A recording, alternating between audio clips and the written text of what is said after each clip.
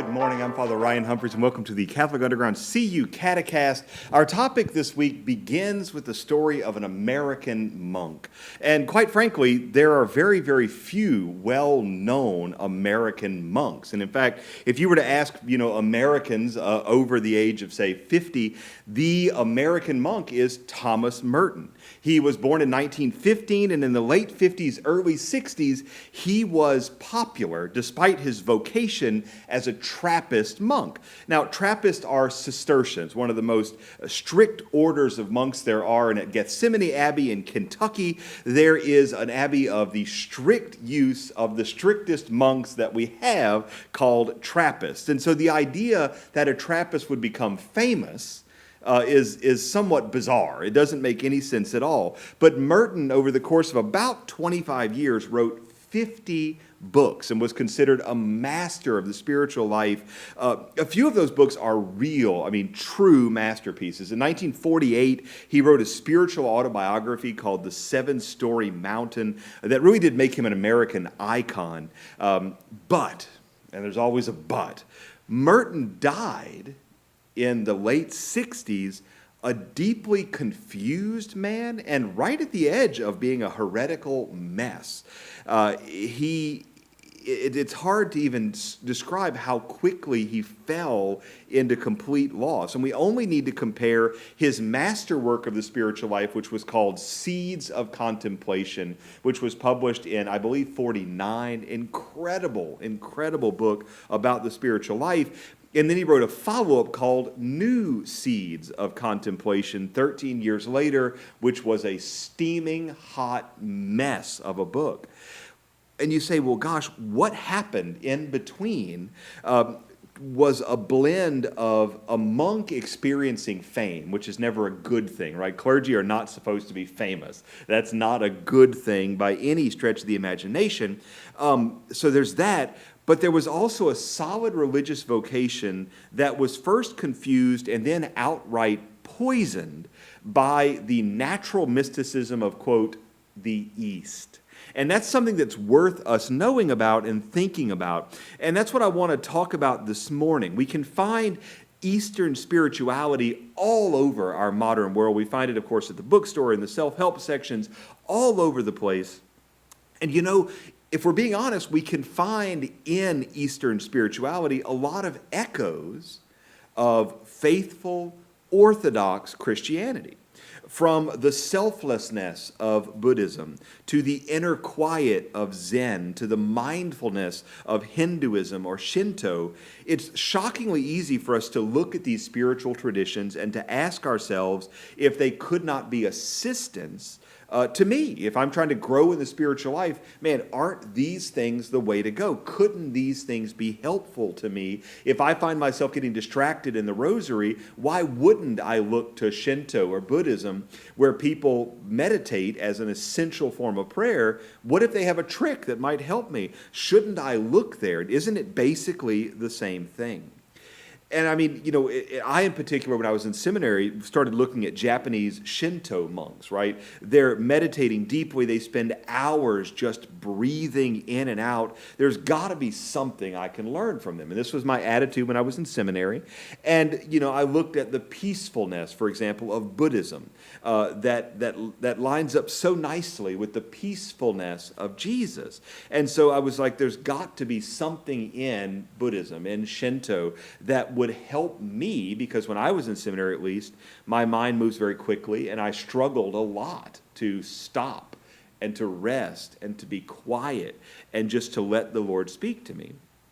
Sadly, the short answer to there's got to be something there, right, is no.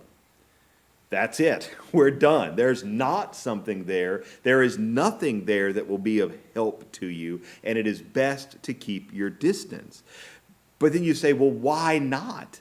And it turns out that the short answer is relatively easy, but the actual explanation is a bit more complex and a bit longer. And so, someone says, gosh, it seems like these virtues of meditation or peacefulness or mindfulness or of simplicity line up nicely with Christianity. So there must be something we can learn from them, but you say there isn't. Why not? Why aren't these virtues of things that seem so much like us, why don't they work?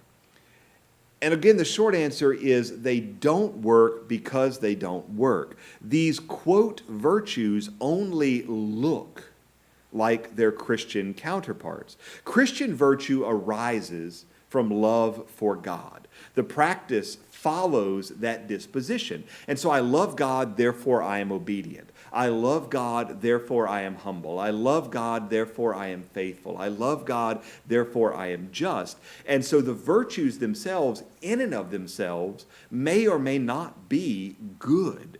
The virtues in and of themselves, unlike the Greeks might have argued, may or may not be positive or advantageous things, but the practice follows the disposition, and the virtue then becomes the habit of doing something good for a good reason. That follows with prayer. Meditation flows not simply from a series of practices, crossing my legs the right way and quieting my mind. Meditation follows from listening to God.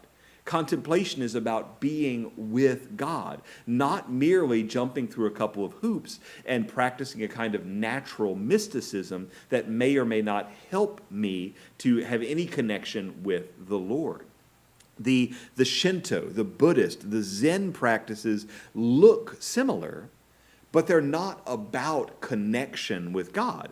Eastern religion, and we really should say Eastern philosophy, because most Eastern religions don't actually believe in a God of any sort. So we're talking about, these faiths are about accepting the universe as it is and creating a sense of calm in order to free myself of suffering, right? That's the purpose of Eastern religion. With a handful of small exceptions, the purpose of it is to develop a calm that allows the chaos of the world to flow through me, and then to allow me simply to exist separate from it, and that creates a minimum of suffering. But that has nothing to do with Christian virtue. That has nothing to do with growing in the knowledge and love of God. In fact, it can be counter to that if we get into our head the idea that I should not take up my cross and follow after him. And so this intention becomes a huge part of the issue. A Christian turns the other cheek for love of God, and because they believe that the Lord promises heaven in exchange for the suffering that we endure. As such, the suffering in and of itself is not a bad thing. It's a means to an end. But for a Buddhist, the Buddhist turns the other cheek because that minimizes the total suffering of the larger situation. If he fights back, more people will suffer, and it's better that he endure some suffering or that she endure trial rather than to make the whole situation worse by conflict. From the outside, the actions may look the same, but the actions are in fact radically different. And when I say radical here, I'm using the fancy meaning from the Latin radix, which means the root. The very root of the action is different. And so the actions arise from different and even contradictory intentions, and intentions ultimately define an action. I mean, the only difference between self-defense and murder is intention. The difference between heroism and suicidal recklessness is intention. And so we have this kind of fundamental starting point where we say, we cannot look to the East to help me develop skills that are relevant to Christianity because there's only a superficial similarity. They're not the same actions. They're not the same things. They are, in fact, very, very different and perhaps even contradictory, even if they look to the untrained outside point of view to be the same. And so we do have to be sure we know what our intentions are. But, Father, what about skills? What about techniques like, say, meditation? Can't we learn something about quieting our mind? There's got to be something in Shinto about putting my grocery list in a separate part of my brain so I don't think about it while I'm praying the rosary. And again, the answer is no, and the reason ultimately boils down to the same thing. The skills of Eastern meditation only look similar to what we might call the skills of prayer. Because in Eastern meditation, the specific goal depends upon the specific spiritual tradition, but most of them come back to that core tenet of reducing suffering.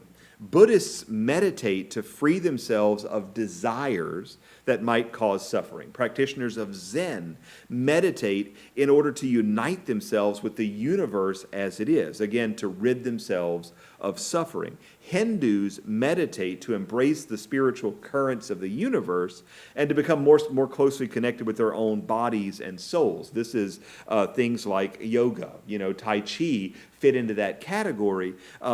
Those are the meditation component of most martial arts do as well.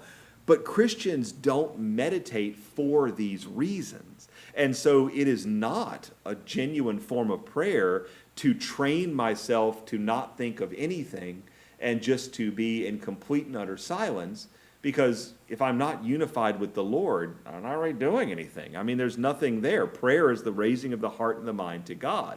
And so Christian meditation is not a mindless emptiness.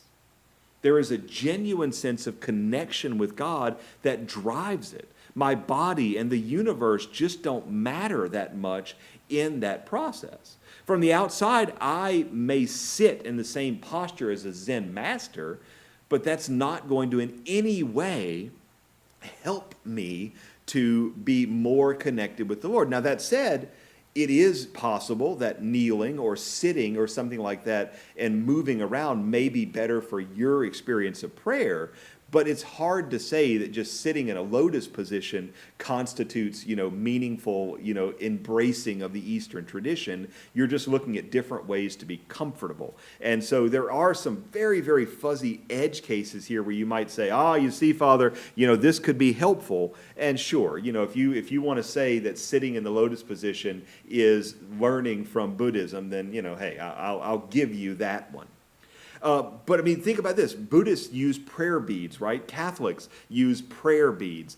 Does that constitute the same type of prayer? Not remotely. And in fact, the bead tradition, which evolved in totally separate ways, that's hard to say that they're the same thing. Buddhist beads are not really about memory. It's about bringing the body into union with blah, blah, blah, whereas the Catholic rosary is very specifically about marking a place and allowing the mind to be free in order to meditate not upon emptiness, but upon the Lord specifically.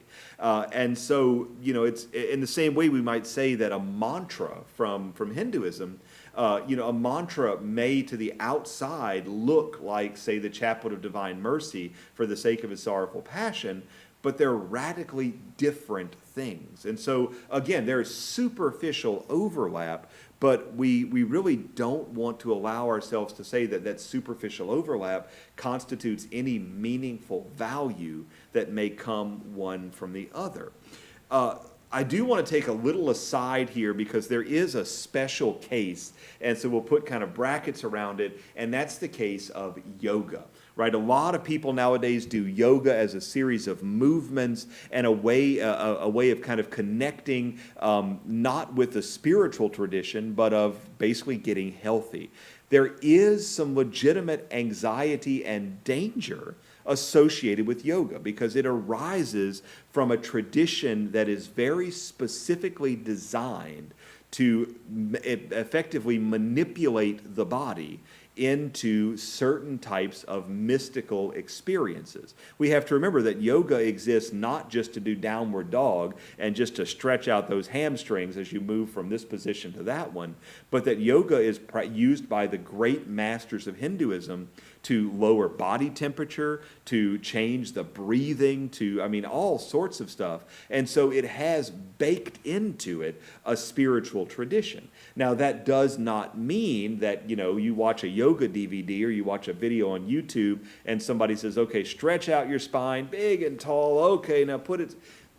That may have a spiritual component, and if it does, you need to be very cautious about it. I know some folks who have said that they try to pray while they're doing yoga, and they find it's very, very difficult to pray while they're doing yoga, but we don't want to say that something which is really just a physical set of exercises is fundamentally dangerous. But we do want to be aware of ourselves and say, hey, this is something that could be a concern, and for some people it is. And hey, we have to realize, not far from where I'm standing right now, there's a Jesuit retreat center that has a Zendo and that has Zen retreats, which are not bringing folks closer to heaven, I guarantee it. And so there is a real risk that you can fall off a cliff here. Remember that Thomas Merton was a master of the spiritual life, and he was sucked in and fell off a cliff really fast. And so we do want to be extra cautious as we're thinking about getting more serious about something which is fundamentally a non-Christian spirituality like yoga. We just want to make sure that we're only using it for those aspects of it which are not in any way spiritual. It's just important because, it's not as if there's not meaningful empirical evidence that really, really together people can lose their business over this quick. And so we do want to be honest with ourselves and say, hey, if Thomas Merton could lose it, I can lose it. And so is it safe for me to do yoga? You need to think it through. There are people I know who say it's very, very ungood for them or it's bad for them, and you need to make your own decision there, but you also need to be honest with yourself and say there's a genuine risk here because other people have identified it. People have fallen into chaos from this sort of thing. I also want to move and think about that it turns out that the list of similar looking but totally disconnected aspects of Eastern philosophy and Christianity is substantial. And by that I mean, I've talked a little bit about meditation. I've talked a little bit about the virtue of the East and the virtue of the West. But the thing is, we can go on. And as I said at the beginning of this talk, it's entirely possible to be reading a saint and to find that saint say something and go, gosh, that sounds exactly like Eastern mystical spirituality. I love Teresa of Avila, my very, very favorite saint. And she writes about God and the great nada, the great nothing. And she's talking here about a way of connecting with the Lord, which is total selflessness and a deep, deep type of contemplation. But it's entirely possible to read that and think superficially, that sounds just like Zen, right? I could see that in the Tao Te Ching. We could, that nothingness that she is describing has nothing to do with the nothingness of Zen, though. It flows from a misunderstanding of both that we see a meaningful overlap between them. If I were to read the spiritual advice of St. Bruno on how to quiet the mind down, I might think about Shinto. But again, quiet in St. Bruno's mind comes from union with the Lord, whereas quiet in Shinto is about complete separation from the universe. And so we can't say that one and the other overlap just because there is some superficial connection. If I were to read St. Benedict on the necessity of physical labor and physical leisure, I love the part where he talks about physical leisure. Incidentally, St. Benedict would remind us, no one should drink more than a half bottle of wine on his own a day. Just good advice from St. Benedict. But if I read him, I might think of, St. Benedict talks about the necessity of labor, the necessity of leisure. My mind might go to the hippie communes of the 70s with this kind of Californian Buddhism. But again, they're entirely different ways of thinking about everything. And so the one is about offering the body back to the Lord for the love of neighbor, while the other is about generating a false sense of harmony by artificially minimizing suffering in an ideologically homogeneous kind of bubble. And so we have to be super, super cautious of seeing these connections in a superficial way and saying, aha, they're basically the same, or maybe I can learn one from the other. Now, the reason I'm giving this talk is that many Christians today, as was the case in the 60s and the 70s, tend to think that the superficial overlap between Christianity and Eastern philosophy means precisely that we have much to learn. And the very dangerous ideas of modern ecumenism, which I have no time for, have planted seeds of syncretism. Syncretism is the error of thinking that irreconcilable philosophies can be reconciled. End of the day, gang, Christianity is incompatible with Shinto, it's incompatible with Buddhism, it's incompatible with Hinduism, it's incompatible with Zen, it's incompatible with Confucianism. It does not work, and no amount of effort is going to make the two fit together because they have fundamentally opposing ideas about the nature of the universe, about man's purpose, and about every single thing that flows from inside of what these things are. There's some practical overlap. We both use beads. That Buddhists use beads and Catholics use beads. We both talk about meditation as a way of quiet prayer. Fine. But that physical overlap doesn't mean much of anything. I mean, humans and eggplants share over 90% of the same DNA.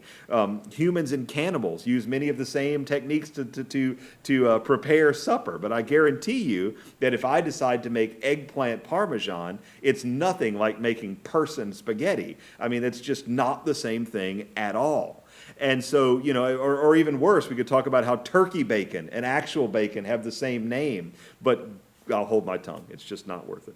The consequence of the misunderstanding, the religion, not the bacon part, is very, very serious. A brilliant and a well-intentioned monk who was, considered the American master of the spiritual life, in less than 13 years was deceived and completely flew off the handle and died, basically disgraced in the eyes of anybody who understands Christian spirituality. Many Catholics then and now attend Zen retreats or Christian yoga events, whatever that means. Many Catholic martial artists are engaging in Tai Chi, or the so-called spiritual sets, or the spiritual maimers of Kung Fu and Wushu. And hey, some people may be utterly unaffected. Like I talked about yoga, they may be unaffected by Tai Chi.